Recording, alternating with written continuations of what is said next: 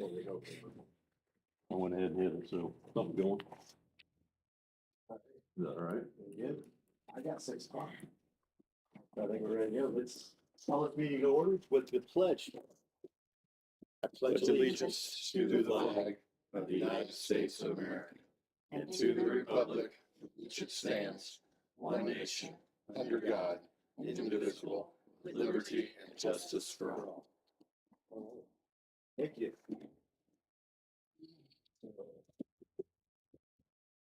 All present with the exception of Mrs. Crawford, who is out.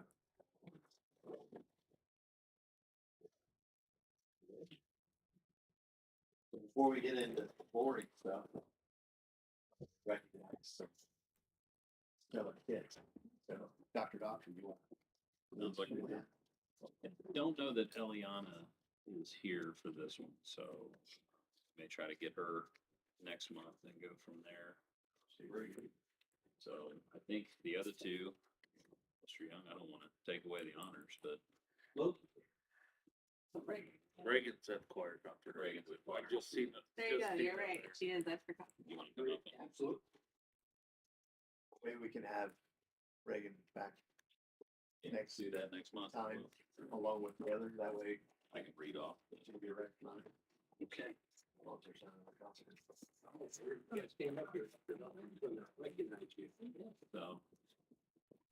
So Logan was nominated by Ms. Blansky and Mrs. Sipe. Every morning, Logan will door open for other students entering the building and greets them with a smile. This kind of gesture is very much seen and appreciated by students and staff alike. Mrs. Sipe says he was an ideal student in her algebra class and always took the time to ask questions and say goodbye to her at the end of the day.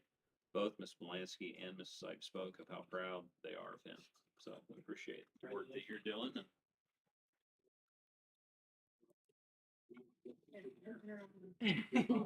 At least. Get a picture. We'll get an. Hold on, you got more. Hang on, get a picture with the big picture. There, we'll get. I hate to have you in front of this board. I know. See if we can- Yeah. Might want to slide We can that, slide it down. yeah, then that'll cover the chairs also.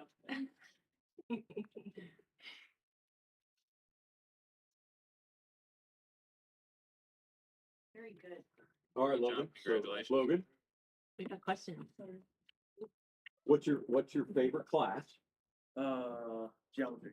What's your least favorite class? 'Cause that would have been mine. Yeah. Probably biology. Well, I think, all right, that's the way it works. So what grade are you at? 10. Very good. Well, thank you for being polite and being a king. Yeah, Much appreciated. no, that's great.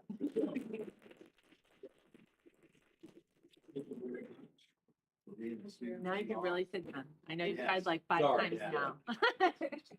And that's actually the only one that we have to recognize tonight. Before because you go, it's a lead. Yeah. Oh, you that's could- probably Actually, yeah, you're- Put her in an Yeah, agreement. you are free to go. Thanks, Thank you Ryan. very Bye. much. Logan. Thank you again. Thank you.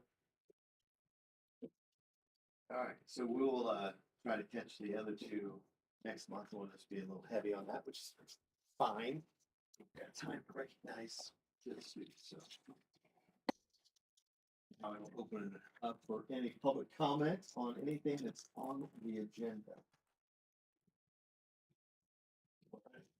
No comments. Dr. Doctor's report. So, just started out ADM count. There was a little snafu with the state. They had originally were gonna collect the data August or October 1st. Apparently it didn't get set in their system correctly, and so it was October 2nd that they ended up getting the data. The count that was reported to the state was 1268.17. So that's pretty comparable to where we were last year. Close enough to where there's really not that much of a difference one way or the other. And about what we had expected for this school year. What'll be interesting to see is, do we have that traditional kind of drop that we seem to have each year, depending on, and then try to analyze where that drop is coming from as far as that goes. So. We did lose one between the first and second, did we? We lost We lost Should points. feel- we should feel that because we number. have lost a- 0.17. 0.83. Point. So, you can figure out what that point person looks like, I would greatly appreciate it. So, Gotcha. um, strategic planning update. I'll keep this, I've kind of highlighted each one in the areas that we've been able to do some work in and then some areas that we still have some opportunities. DIT was able to meet in October, district improvement team. The two big pieces that kind of came out of that was the need for kind of, we've been doing a lot of work around instruction, but really having kind of a consistent model, especially with the number of new teachers that we have. There's one model that kind of elementary's been using heavily, but it doesn't really have some of the same common language that we would have throughout. So getting a group together that can actually create what we would call kind of a district-wide model or Lewis Cass model so that we're just all speaking from the same terminology. The other thing that really helps is down the road, if we want to cater our evaluation system to working on looking for specific pieces to that instructional model, we can do that. And so it's important work to get that done first. The other one is the creation of kind of what a portrait of a graduate would be. And that's really something that starts in kindergarten, moves all the way through. So really having, really even pre-K as well. What are those skills like as a kindergarten student, a first grade student, and having it in a way that's easy for people to digest. I know one of my frustrations when our oldest daughter started school years back is I don't have any, I'm an educator and I still didn't really have an idea of what that people want or expect out of my child when they went to kindergarten. So, and then integrating in those pathways as they get older. And so that's another kind of heavy lift work that we'd like to do as a district improvement team this year to start working through that. And that work can help guide kind of what our buildings do. Also, I put in there, Nicole Nelson's been working a lot on a data comparison hub. If you had a chance to take a look at that. It's not perfect yet because surprisingly, the state of Indiana doesn't have some of the data that we need from our comparison schools.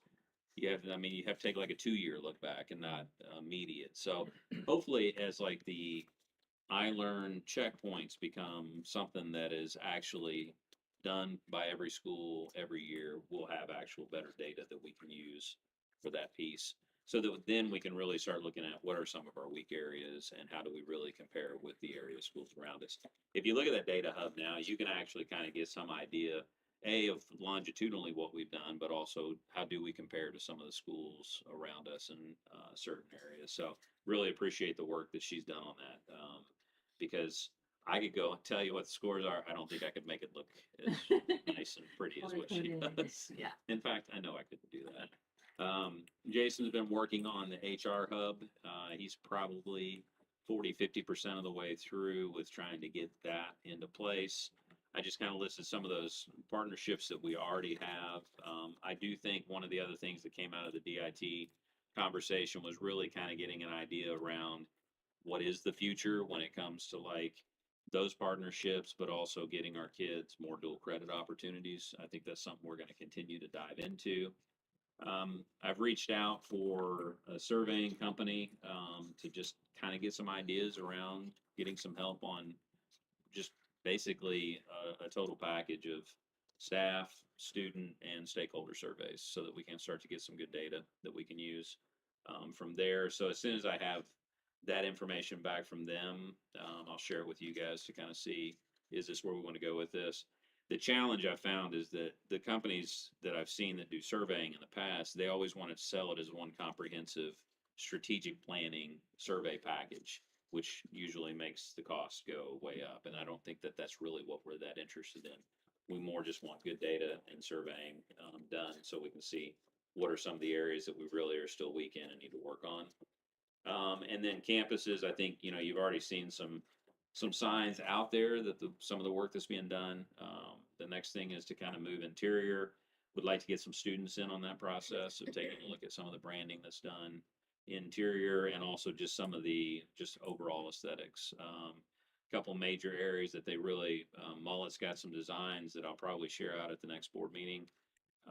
But really looking at athletic wing, our cafeteria is dual purpose. One, kind of eliminating some of that open glass for a safety purpose, but then also making it look like a nicer space as well. And then just working on getting some in the hallways as well on top of that. So we'll continue with that.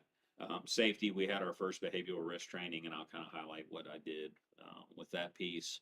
But then also, we know we've got some work to do as far as our safety plans, and we've already started talking about like any of our reunification planning. So if the worst happens, where do we go from here?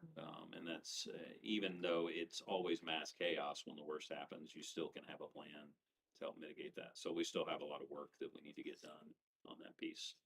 Any questions on the strategic planning piece at this point? Behavioral risk training with admin technology. I kind of listed out the people that came to the initial training. Missouri started behavioral risk training about 3 years ago.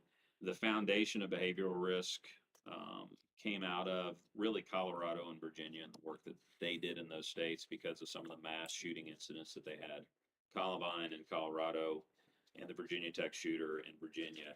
And they've worked really closely with the Secret Service to develop this tool that you can actually use to try to be more proactive in your approach. In the past, what's happened is there's been something that's happened. You watch the news will tell you all the things that should have been caught leading up to that. Because 99% of the time, this doesn't just happen as the event and then move on. There's always a lead up to the actual event, and there's usually signs along the way. So this training is a lot about getting people to be in tune with what are some of those signs that you see leading up to these events. And bigger than that, they've developed an 11 questions. Secret Service has 11 questions that are screening questions, but then can also be looked at deeper if you find that you have an actual legitimate threat. They publish each year, the Secret Service does, it works about 2 years back, but they actually publish all the cases that have been reported to them that were actually caught before something really bad did happen. And so it's interesting to look and see how, if you have an involved community that's very aware of this, a lot of times the worst can be avoided. So I was trained as a train the trainer when I was in Missouri, and we'd done a lot of work with our staff there. It was funny because I was at a school safety meeting in Lafayette, and they have our school safety wing is now under Department of Homeland Security. It's not under DOE anymore.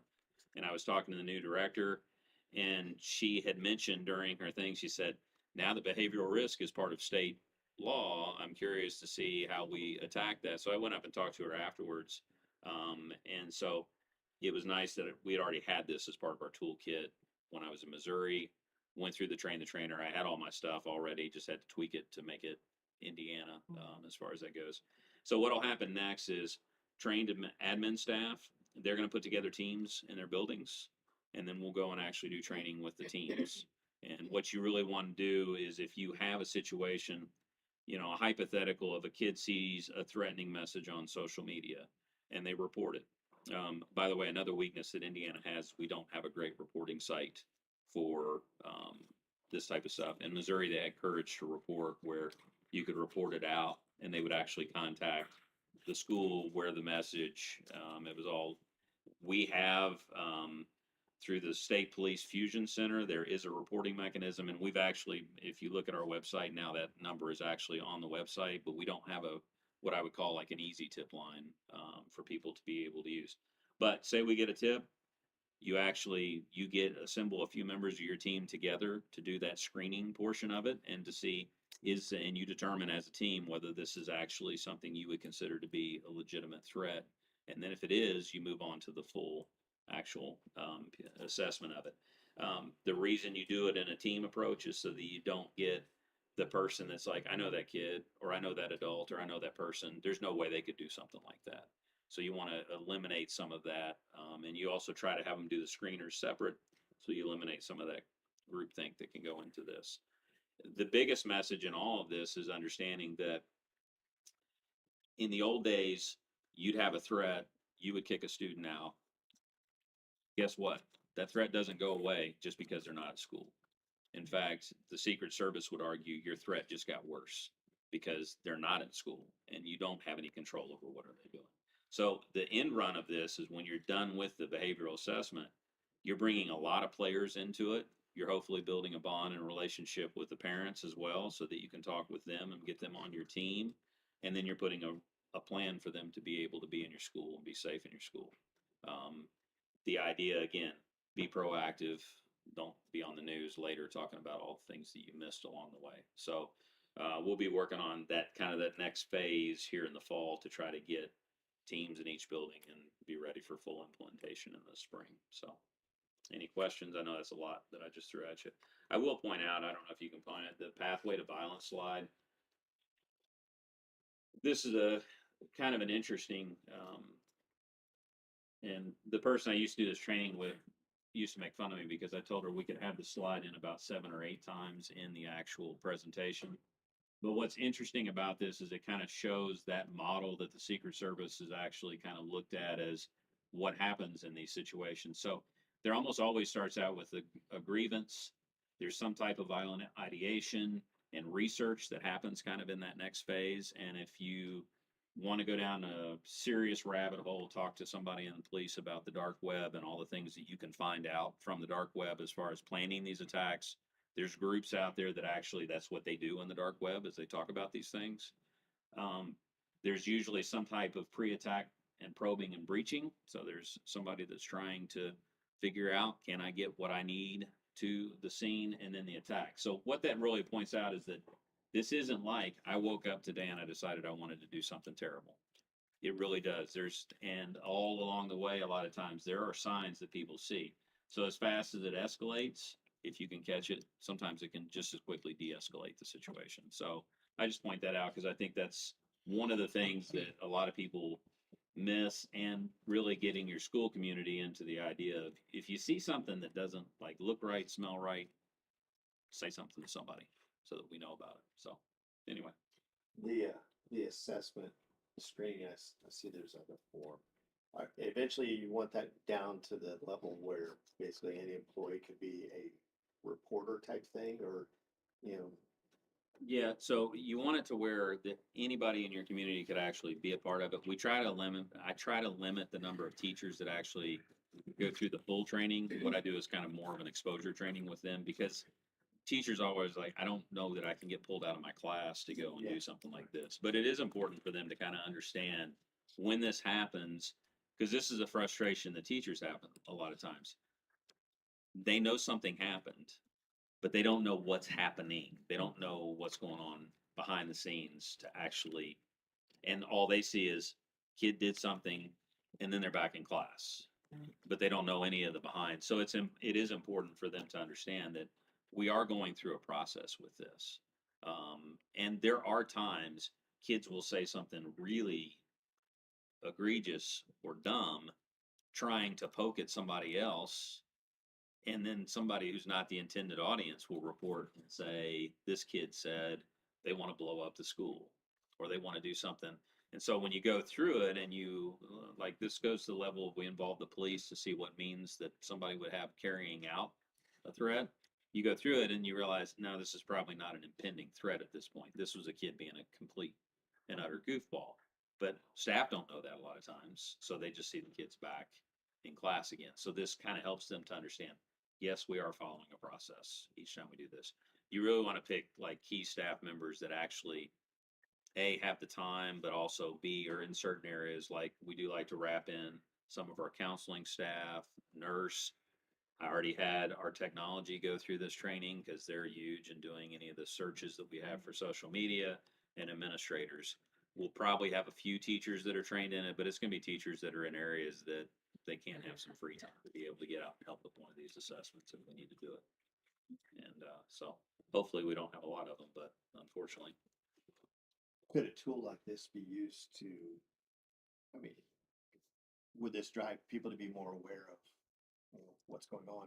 I mean, could it be used to, you know, not only is it a risk for everybody around, what about self-harm type situations? And things Yeah, like that? and the interesting piece about this is the behavioral risk assessment itself does not have a suicide prevention piece to it, but it will point as to, there's actually a box in there, does a suicide assessment need to be done? And there's usually yes or no, because that is an interesting point, because a lot of the people that carry out these acts, they also often want self-harm.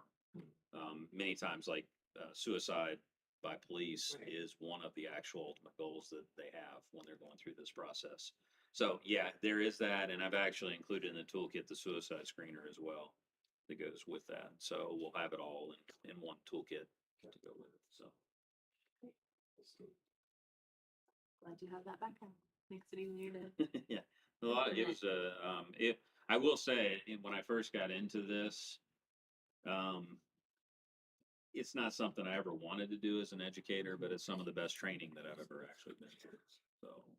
So I appreciate the people in Missouri, because it was a SRO and it was an assistant superintendent at one of the schools in the state that championed this process and took it to, CES, which is their Center for Educational Safety, and kind of like championed the process. And they took on the train the trainer type model and started going around and training people in the state. So I really, it was some good training that went through.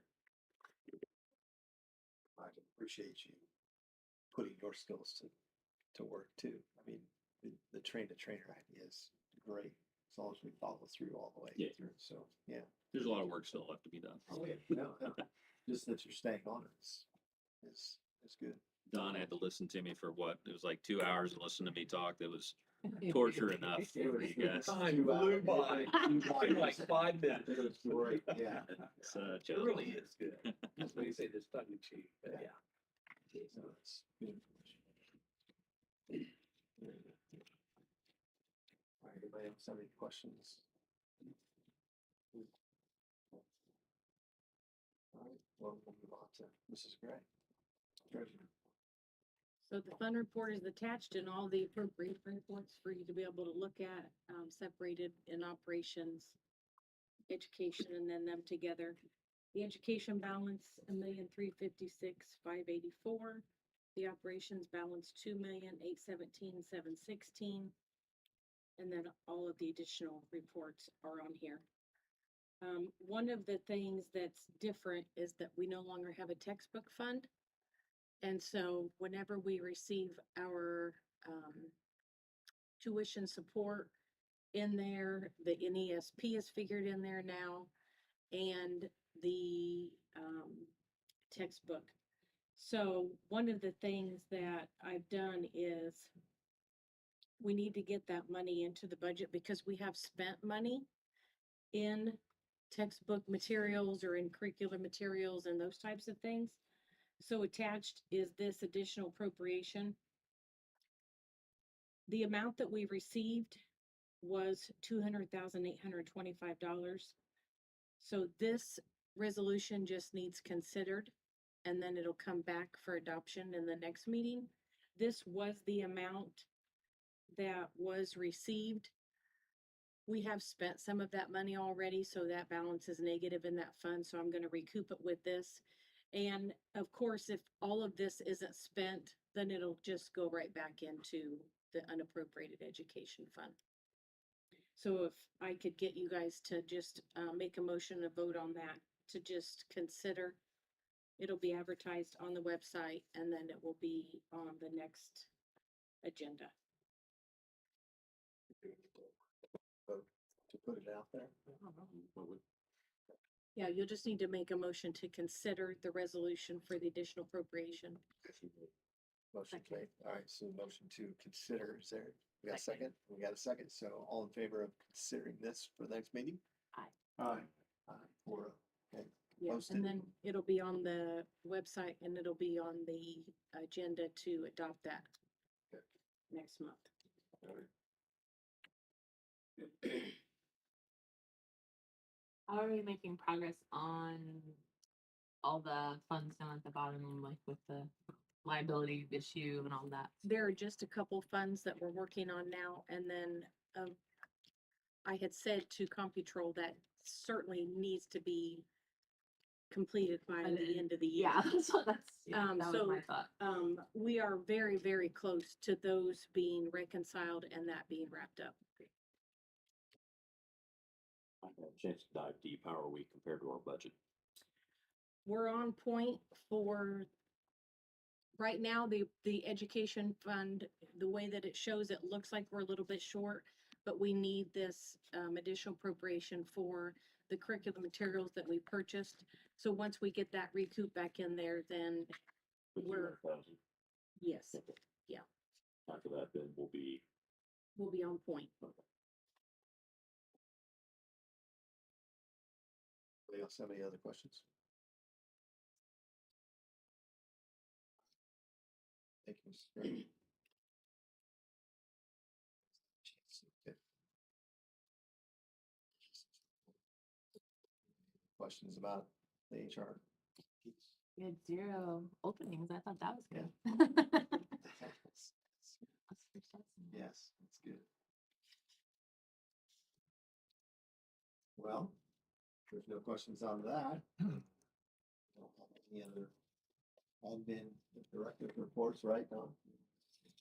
No, Okay. you got some questions for me, I can. All right, well then we will move to the consent agenda. There's nothing that has changed. That's last time I looked at this. Yesterday.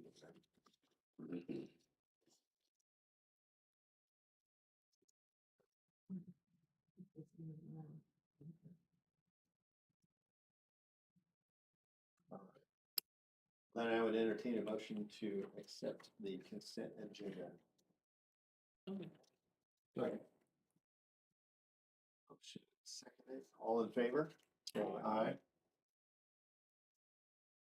Consent agenda is approved for.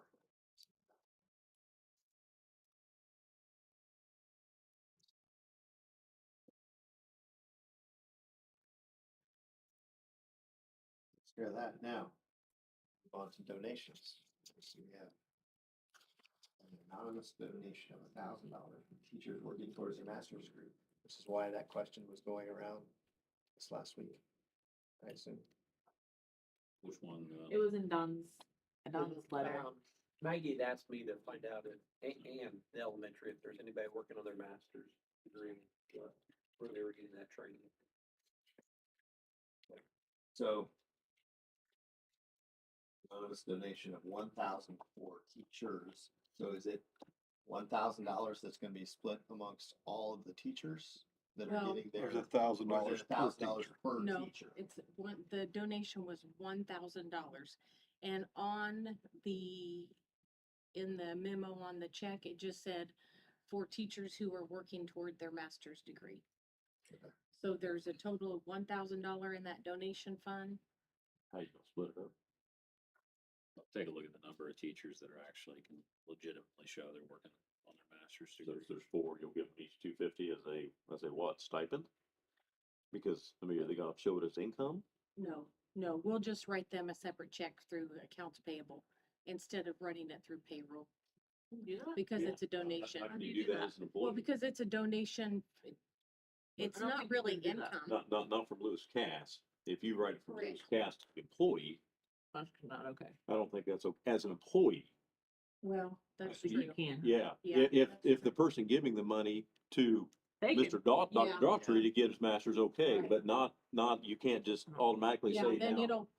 no, Yeah. we'll have to just put it. Now, if in you the- write it to the school where they're getting their master's, Pay and wrote it- for them. yeah, if for you wrote a something. $250 check to IVU for 4 people, And we have done that for students. that's how you could do it without them getting taxed, otherwise it's gonna have to be Cause you'll have taxed. to, It'd be you'll like have a to pay scholarship. turf on It'd it, be you'll like have a to pay scholarship I or know. something. taxes So if on there are it. 4 of them and they get $250 by the time we pay all the additional. Yeah. So with the students who receive scholarships, that's what we do is we pay it directly Right. to the university. Yeah, but even then, they're not an employee, it would be cleaner. even No, if but they- I mean, we could do that, Yeah. write it directly to the institution. How long is this window gonna be open for this?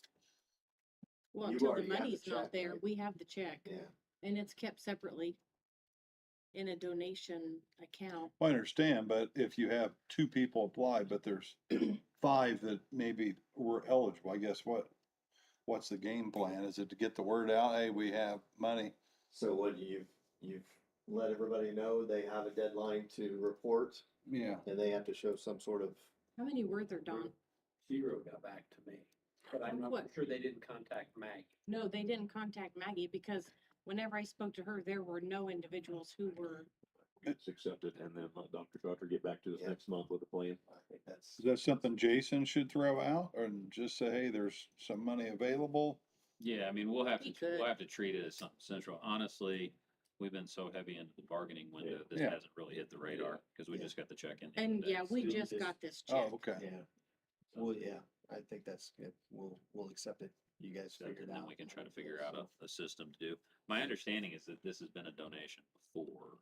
I don't know how it was handled. I've never, I don't I've think never so. seen it. Well, this family has made several donations okay. Okay. to But the I'm just going corporation. on what Maggie told I've me. never, Yeah. I've never seen would know. this, How you would know. this stipulation before has never come up. Yeah, I don't know why this family did that, but this family who donated this has donated several times. I'll make a motion to accept the donation for $1,000. Second. Second.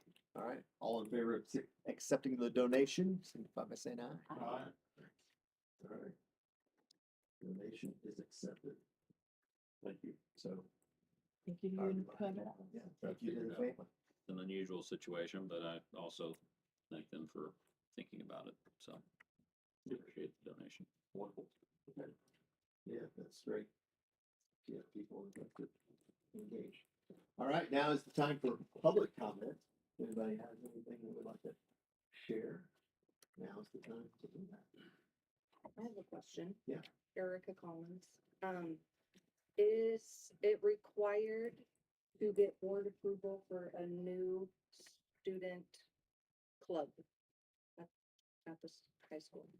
It would depend on whether it was going to be a school-sponsored club, because students can organize their own clubs and do what they want to do, but it would not be a school-affiliated club as far as that goes. And then they would obviously have to ask if they're going to use space at the facility. They'd have to at some point ask permission to use space and at an appropriate time. So it would go that way. If it was a school-sponsored club, then yeah, it should go through the board to do something like that. So that's kind of the difference between the two. And typically with the school-sponsored, you're going to have a staff member that's going to be kind of the lead or the sponsor for that club. Okay. So. Anybody else have anything?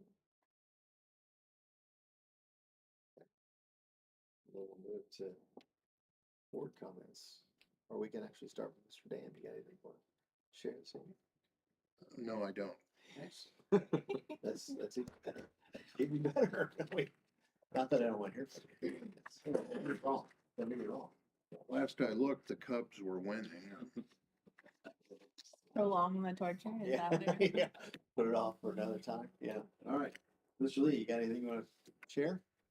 No, I just, want to appreciate, Dr. Daughtry and all of the, hard work and with the staff and like seeing all these, new young people that are assistants and that for the younger kids. That's brings a smile to my face, see people getting involved.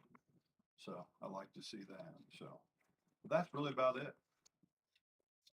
I think it's great, all the forward progress I feel like we are making, like you're working on strategic planning, like not just people are thinking about it. I mean, like we're looking forward, we're looking at what we can do, and I think that's great. I think you can't solve everything in a day, and we're not trying to. We're taking it the right way, and we're doing it the right way, and I really appreciate your leadership, and I appreciate admin's leadership in doing that. Proactive, not reactive. Yes. I like it. No additional comments. No additional comments. I agree with Chrissy. I think just putting it out there so we can see it on the agenda that you guys are working on it. Yep. That you, but I like you when you use words like heavy lift. I think it, lofty goals. Never be things used to as far work as towards. me using the weight Yeah. room. Something that- Yeah, I understand, but especially if everybody's on board, it's nice to see. Yep. Just be up here, so, no, I appreciate that, I'm sure everybody's looking forward to a little week break Yeah. for, in the end of a quarter, and hopefully all the parent-teacher conferences go well, and there's not too many upset people, and everything's good there, so. There's nothing else, I'll entertain a motion to adjourn. So moved. Second, Okay. all in favor? Bye. Yeah, I was here. Very good. What do I- Thank you all for coming, appreciate